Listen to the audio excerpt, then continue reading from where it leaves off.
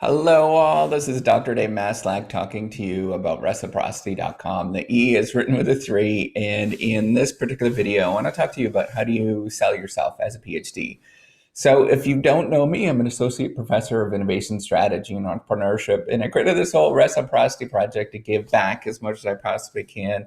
There were so many people that helped me out that I wanted to pay the favor forward and help you out. So I'm sure that you've probably been in this scenario where you're talking to somebody and you're trying to explain what you're doing in your PhD. And if you're like me, when I first started out, I didn't really know what to say and I couldn't figure out what I should do in terms of this interaction. And I often came across as either kind of flighty, or I didn't really know what I was talking about, or I came across as somebody that was just being too sort of idiosyncratic and going off in one particular direction. And I was kind of missing the mark in terms of what I was trying to communicate. And it took me a long time to sort of figure this out in terms of how to actually sell myself as a PhD. I still am sort of figuring this out.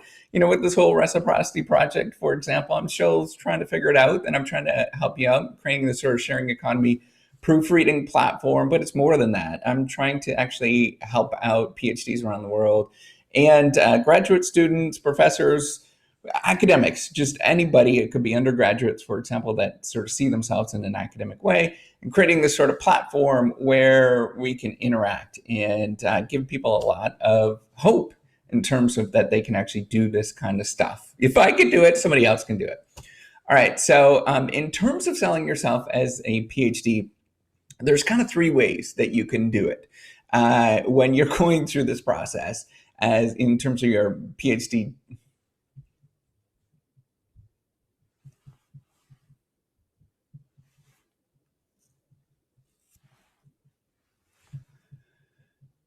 Hello all, this is Dr. Dave Maslach talking to you about reciprocity.com. The E is written with a 3. And in this particular video, I want to talk to you about how to actually sell yourself as a PhD. So if you don't know me, I'm an associate professor of innovation strategy and entrepreneurship, and I created this whole reciprocity project to give back as much as I possibly can. There are so many people that help me out that I want to pay the favor forward and help you out. All right. So if you were anything like me, when you're starting out with your academic journey, you probably didn't really know how to sell yourself in terms of who you are, right? So I remember a lot of sort of circumstances where I was coming across as either sort of just off in left field and I wasn't sort of making that connection with somebody, or I was coming across as like, oh, this person is just, what does he actually know, right? And it was, I was missing the mark in all sorts of many different ways. And I wasn't making that connection in terms of selling myself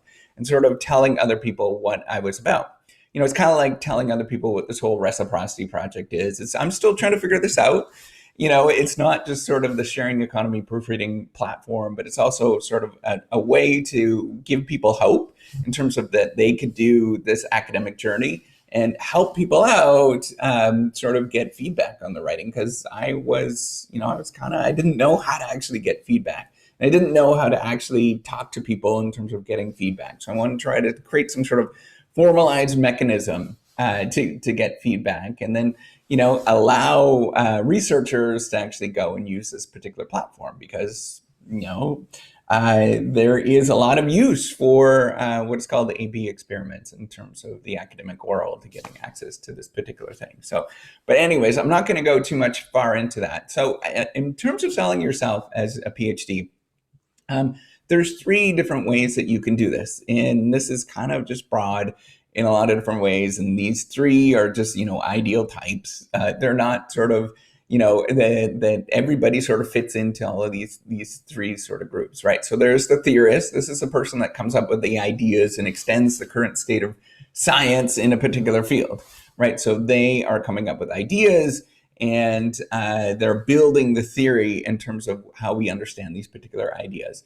The second thing is that there's the methodologist. So this is a person that sees some sort of idea and reads some sort of idea and then goes and actually tests that thing, right? So they actually apply, the theory and goes and tests that theory in the real world, whatever your context is. And then finally, there is the context person. So this is the third one, right? That you are going and investigating a specific context, a specific phenomenon, and taking a deep dive into that. So it could be anything, right? So maybe it's stress at work. Maybe it is, medical devices. So I study the medical device industry, or I've done that for a while. I've dug deep into that. So I'm not 100% an expert in that area, but I know a little bit about that particular area, right? In terms of innovation, how that actually happens. So there's these three different ways. And what I'm going to sort of suggest to you in terms of selling yourself is you have to sort of be cognizant of these three different ways: the sort of theorist person, the methodologist person, and as well as the context person. And you're all going to always be a little bit of those, right? All three of those things. And then you have to sort of play up one versus the other depending on the particular context, right? And where you actually are. So if you're talking to the lead researchers, the lead professors in in your particular field, whatever it is, maybe it's in ophthalmology, for example, and you're having you're talking to the lead researchers in that field. Well, then you want to sort of show off your theoretical skills and show that you understand the theoretical models that are in that particular scenario or that particular case, right? The problem is when you become too much of a theorist, you become sort of idiosyncratic, right? So you actually can talk to only a very small group of people, a very limited, fortunate group of people that sort of understand all the particular models of that, right? So for me, I study organizational learning, for example, or I study maybe it's knowledge transfer is a little bit more broader, and how this knowledge transfer happens within in between organizations. So to get into specifically what that is, I mean, that's a really deep thing to sort of get into. And there's all sorts of models that you can use. Maybe it's reinforcement learning, for example, or maybe it's some in that is where you sort of repeat successes or actions that are successful, and you extinguish actions that are not successful or perceived as failures. Or it could be maybe an inferential kind of learning model, what you're thinking about, right? So you can go in and talk about the different inferential learning or vicarious learning, where you learn from somebody else's experiences. But there's all sorts of models that you can use within the particular theoretical lens that you're looking at. And you want to have a conversation about that, right? When you're talking to other theorists, right? Because you are sort of extending the knowledge of what you're trying to get at. But, if you notice, I put out a ton of videos and I don't necessarily talk about these different theoretical models that much. It's because it only applies to a very small group of individuals that sort of get this kind of stuff, right? The second thing is the sort of methodological stuff, right? So you can talk to methodologists. But anyways, people that are really interested in the sort of methods of how to actually test this stuff, right? So it could be, maybe it's probability theory, for example, or probability theorists, or maybe it's scientists or technicians that are in a specific field. So I will end up having a conversation. So, I'm interested in this whole software development thing, right? And creating A/B tests and being able to get access to that eventually in terms of A/B testing and doing it sort of in an ethically and legitimate way, and allowing other people to get access to that, because it's like randomized controlled trials. I could see that.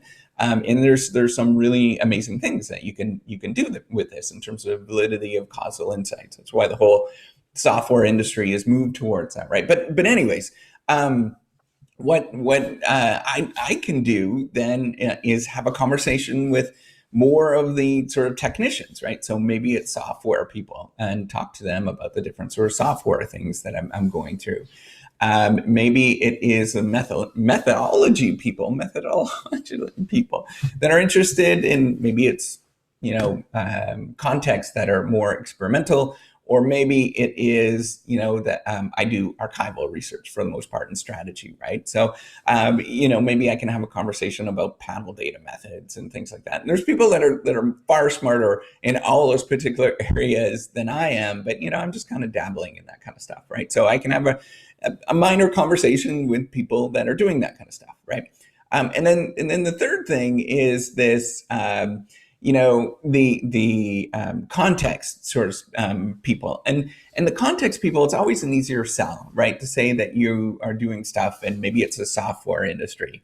Maybe it is in medical devices. And that's because people kind of get it in their mind of what that is, right? What specifically that is. So you can have a conversation with a broader, much broader audience. It's going to be much more of the lay audience.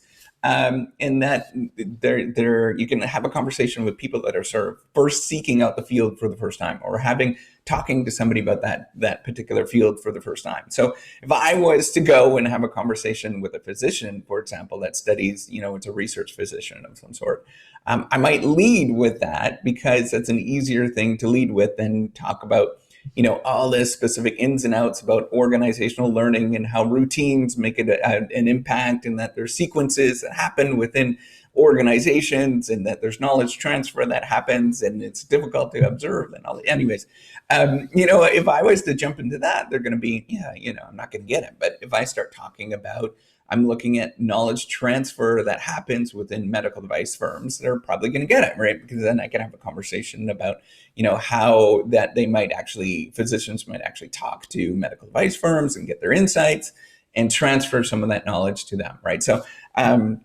there is, what you're looking for is a connection with that particular individual or that particular group, right? And you have to sort of change who you're talking to in terms of how you're selling yourself whenever you're going through that. So sometimes you might be one particular sort of orientation, right? So if you're going to talk to, for example, if you're going to teach a bunch of MBAs, which some of us might do that, or teach a bunch of students, undergraduate students, well, then you might talk about, well, I study the medical device industry, or I study the wine industry, or I'm currently studying, I don't know, I'm studying the airline industry, and you try to lead into that. Or I study mergers and acquisitions, and you lead into that, and you sort of have that conversation with them about that specific sort of contextual thing. Or I study stress in organizations, right? And so it's easier to have that conversation about that you study stress in organizations and what that means, because a lot of people sort of understand what that's about. So you could sell that and sell the different examples about that.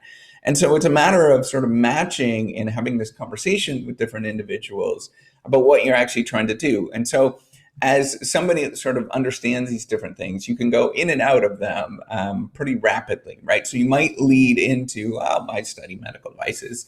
And then you might sort of, once you have a little bit of a conversation, you can get into what are some of the, then it might lead into that you're talking about knowledge transfer. And that's a specific thing that you're looking at, or learning that's happening. So how experience accumulates, and this experience leads to, maybe improved decisions or maybe not improved decisions, but that affects performance of the particular organization eventually. And so if you have that, you can carry on a conversation, they'll be able to get it, right? So going back to this, talking to a physician or somebody that's in that particular context, you can start talking about, I'm really interested in the medical device industry, and I know that it does apply to healthcare, and that there's lots of stuff that I read in terms of how hospitals learn, right? For example, and there actually is a fair bit of research on this. Gary Pisano, for example, at the Harvard Business School, Amy Edmondson, for example, they've done research in this particular areas. And so we understand a lot about this kind of stuff. So we can lead into, well, how do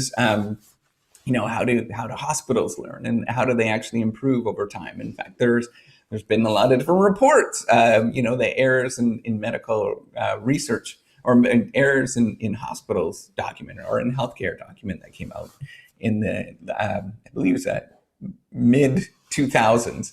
And we can have a conversation about that. And how do we actually reduce some problems or errors that happens within the within the healthcare industry? And one component of that is medical device firms that are actually working to make better technologies to reduce the errors that are happening. Or they recognize that there's an error happening with the hospital beds, for example, that might be really common. Maybe, patients are falling out of hospital beds on a regular basis. And so we can have a conversation about what is happening in the particular industry in terms of improving the beds that are happening within the hospitals, right? And so we could have a little bit of a conversation about that, and work on that in terms of where we can go from there, right? And how we can actually build from that. And so that's what you're looking for, is coming in and out in terms of the theoretical lenses of who you're actually talking to, right? So you might lead And this goes with selling yourself on your CV or on your resume in terms of what you're doing. So depending on your audience and who you're sending it to,